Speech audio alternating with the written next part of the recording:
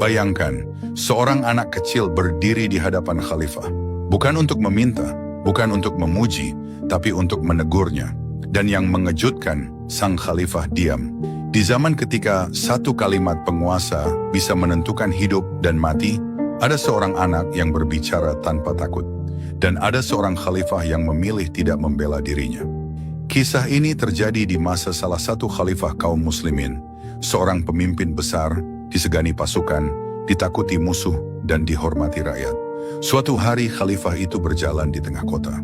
Orang-orang membuka jalan, kepala tertunduk, suara merendah, semua diam, kecuali seorang anak kecil. Anak itu tidak lari, tidak menyingkir, ia berdiri. Khalifah mendekat, para pengawal bersiap, takut ada yang lancang. Lalu anak itu berkata, dengan suara polos, tanpa gemetar, "Wahai Amirul Mukminin, apakah engkau adil sebagaimana yang Allah perintahkan?"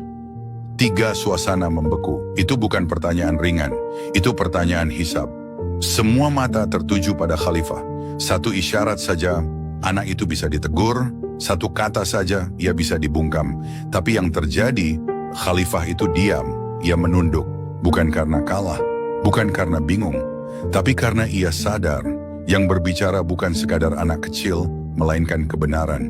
Beberapa saat berlalu, lalu sang khalifah menjawab, "Jika aku tidak adil, maka tegurlah aku, karena aku takut berdiri di hadapan Allah tanpa pembelaan." Air mata menggenang di matanya, bukan air mata marah, tapi air mata takut kepada Allah. Orang-orang terdiam.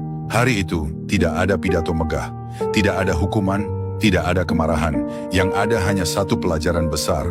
Kekuasaan tertinggi tidak diukur dari kemampuan membungkam, tapi dari keberanian menerima kebenaran.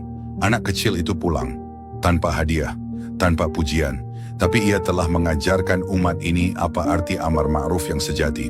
Para ulama menukil kisah-kisah seperti ini bukan untuk mengangkat tokoh, tetapi untuk menghidupkan satu nilai, bahwa dalam Islam, kebenaran tidak melihat usia dan kekuasaan tidak kebal dari nasihat.